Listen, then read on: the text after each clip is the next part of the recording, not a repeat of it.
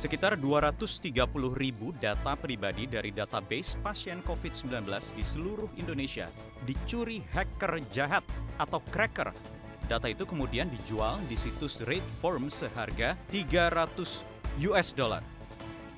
Sebelumnya, 2,3 juta data pribadi sensitif meliputi nama, alamat, nomor induk kependudukan, dan juga nomor kartu keluarga diduga diretas dari situs Komisi Pemilihan Umum atau KPU. Dan korban pencurian data semacam ini bukan hanya dari instansi pemerintahan.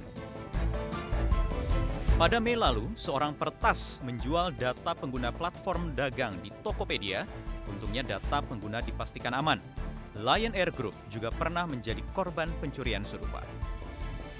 Sayangnya, 32 regulasi yang mengatur data pribadi satu sama lain tidak sinkron. Bahkan, berbagai undang-undang yang pasalnya mengatur data pribadi belum secara tegas mengatur sanksi pidana jual beli data pribadi.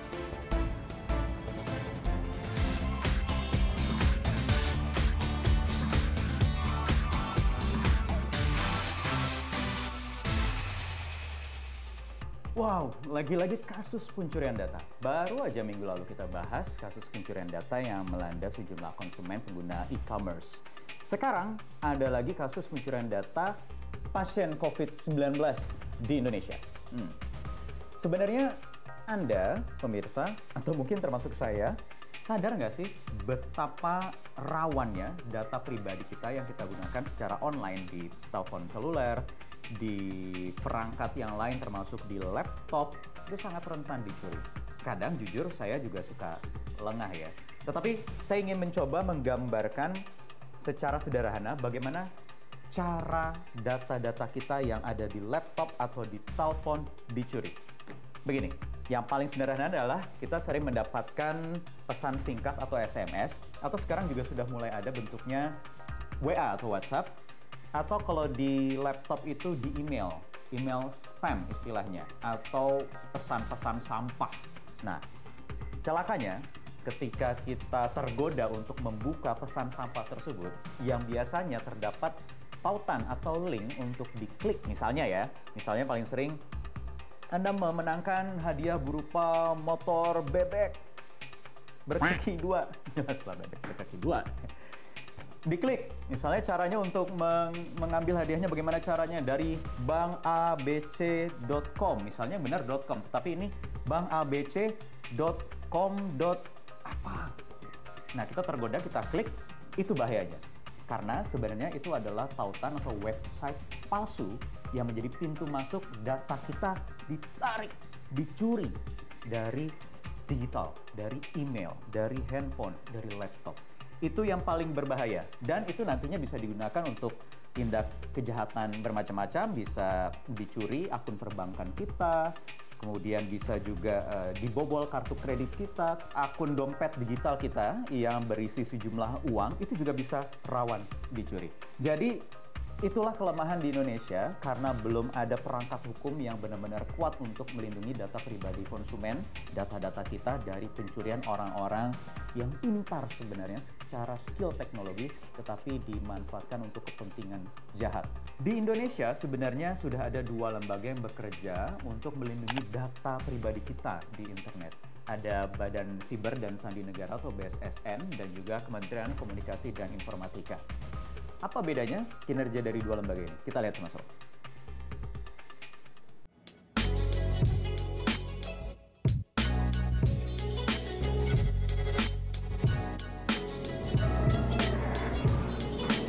Pemirsa, sekarang saya lagi ada di sebuah tempat yang dirahasiakan dulunya. Bahkan warga setempat nggak tahu bahwa ini sebenarnya gedung instansi pemerintahan. Padahal di tahun 1983, Presiden Soeharto meresmikan gedung Lembaga Sandi Negara.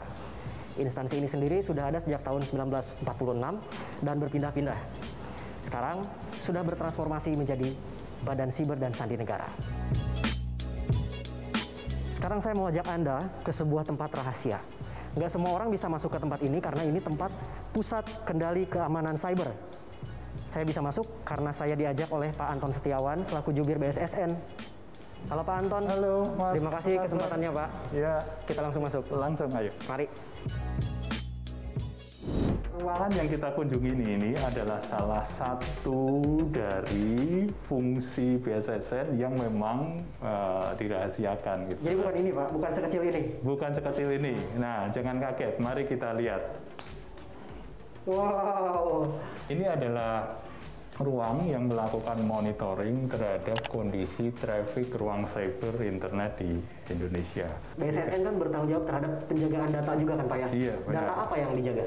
Ya, kalau data itu memang ada di masing-masing kementerian, tetapi BSSN menerapkan standar dan memberikan fasilitasi berupa peralatan untuk mereka bisa juga mengamankan data-data mereka tersebut. Tuh, Salah ada satunya, data pasien korban COVID yang dicuri? enggak, kalau itu kita pastikan. Jadi gini, sistemnya adalah semua pengelolaan data yang bersifat nasional ada di Kementerian Kesehatan. Tadi saya sebutkan, di instansi yang bertanggung jawab. BSSN melakukan pengamanan di situ dan juga melakukan monitoring di sini. Ya. Tetapi kan data juga tersebar luas. Kemungkinan penyebab data bocornya ada beberapa pilihan nggak Pak? Ya, ada beberapa kemungkinan dari mulai misalkan dia cara menyimpan, kemudian dia cara mentransmisikan. Contohnya tidak boleh ngirim lewat email gratisan, benar nggak? Ya, benar Mas Reza, benar sekali gitu. Bahkan dari cara pengumpulan pun ada gitu, karena biasanya data dikumpulkan kan secara manual. Itu bentuknya ada yang pernah saya lihat, dia akui ada di publik itu berupa Excel Pak, file Excel.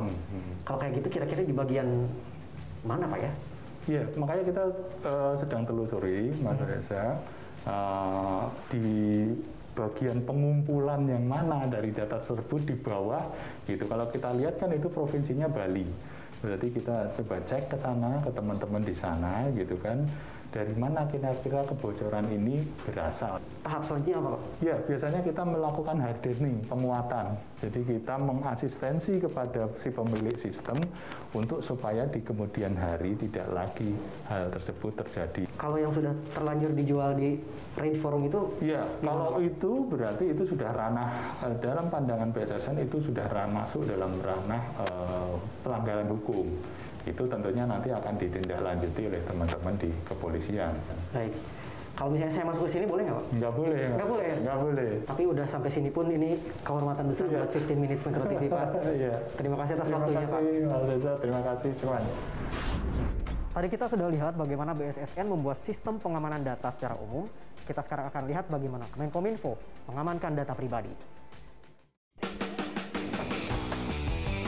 Halo Bang Joni, terima kasih atas waktunya. Iya, sama-sama. Ini ruangan Cyber Drone Kominfo. Di dalam ruangan inilah di mana para ahli-ahli yang ada di Kominfo yang berhubungan dengan ruang digital bekerja untuk menjaga agar ruang digital Indonesia itu bersih. Saya penasaran Bang tentang usulan dari pemerintah perihal RUU PDP, Undang-Undang Perlindungan Data Pribadi. Apa saja sih kelebihannya? Nah, Undang-Undang PDP ini mengatur agar tata kelola data, agar flow data, ya pergerakan dan perpindahan data, agar penggunaan data itu diatur dengan baik dengan tetap menghormati dan menjaga ya hak-hak dari pemilik data.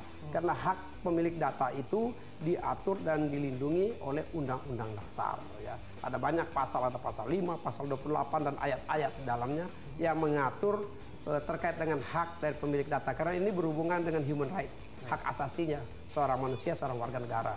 Contoh lain yang saya baca juga bahwa sebelumnya jika kita kena dalam tanda kutip penipuan keuangan, yang ditanya pertama kali itu korban. Kalau sekarang beda. Nah, ini juga kalau dulu kan korban ya, lalu siapa pelakunya. Sekarang kalau ditanya pelakunya siapa saja, apakah perorangan, apakah dia instrumen, apakah dia institusi. Nah, seluruh tahapan itu harus dilihat dan bertanggung jawab ya, baik mulai dari kriminalnya sendiri, orang yang menggunakan data, dan tanggung jawab prosesor data dan tanggung jawab pengendali data. Ini diatur dengan baik sehingga setiap tahapan itu ada aturannya, ada sanksinya, dan ada kewajiban. Nah, kegagalan menjaga keamanan data tentu ada sanksinya juga. Jadi pada saat dimana diberikan hak untuk mengelola data, di situ juga ada kewajiban.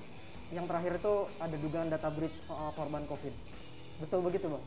Data COVID ini kan mengalir dari daerah. Tadi melalui ruang publik disampaikan gitu ya. Bisa saja data itu berpindah tangan. Nah, bagaimana mengatur agar perpindahan tangan itu data tidak boleh digunakan secara tidak sah? Itu melalui RUU PDP. Melalui RUU Pelindungan Data Pribadi. Mudah-mudahan segera. Sementara itu kita sebagai pemilik data bisa apa, Bang?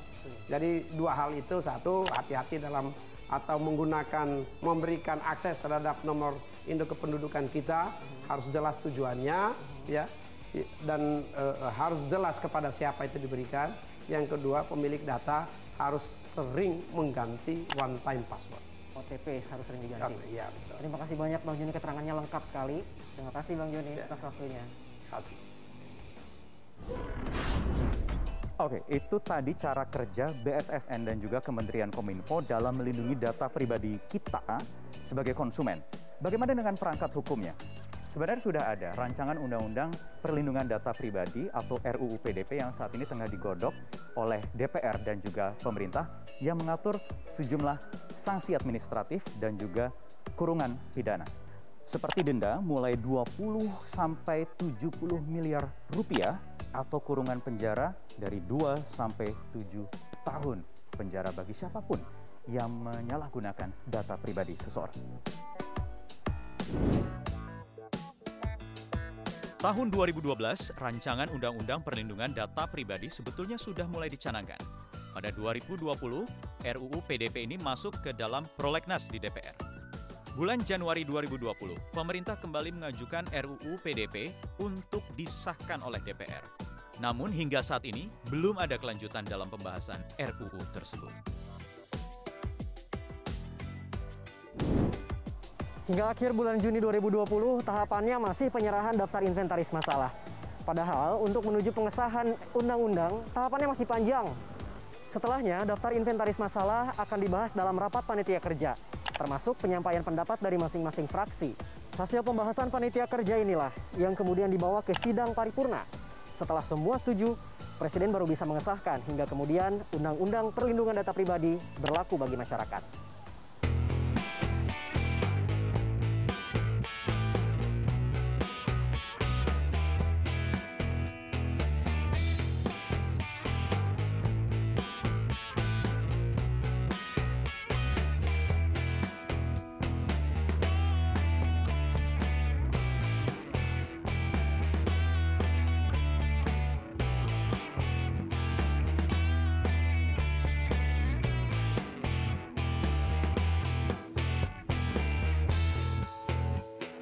Apakah target penyelesaian RUU PDP ini sudah ditentukan? Kapan akan beres? Kita sih tentu secepatnya bisa ya. Jadi kita nggak target harus selesai kapan gitu, karena memang lagi COVID ini banyak sekali rapat-rapat yang sifatnya dadakan gitu ya. Tapi tentunya ini kan sudah masuk mengundang para pakar. Jadi tahapannya setelah mengundang para pakar, masing-masing fraksi mengirimkan DIM, setelah itu membahas. Jadi mudah-mudahan kalau misalnya bisa cepat, kita selesaikan dengan cepat. Agustus 2020? Saya nggak berani, itu karena itu nanti bagaimana fraksi-fraksi kita lihat. Jadi kita belum ada rapat yang harus targetnya Agustus dan lain-lain, itu nggak. Mbak Mutia melihat ada kasus pencurian data akan mempercepat itu tidak? Pencurian data udah lama banyak terjadi ya, jadi ini memang harus jadi momentum lah untuk kemudian kita membenahi supaya Indonesia punya undang-undang perlindungan data pribadi yang bisa lebih mengayomi masyarakat, melindungi masyarakat dari sisi data-data mereka. Pandemi COVID-19 boleh jadi menghambat kinerja parlemen di DPR dalam menggolkan sejumlah rancangan undang-undang, termasuk RUU Perlindungan Data Pribadi. Namun, kami tetap berharap bahwa rancangan undang-undang ini bisa digolkan sesegera mungkin, karena ini juga tidak kalah pentingnya dengan penanganan COVID-19, mengingat ada ratusan juta pengguna internet di Indonesia yang terancam dicuri data pribadinya. Bukan begitu, Bapak Ibu? Setuju? Setuju. Kita berjumpa di 50 Minutes minggu depan. Sampai jumpa.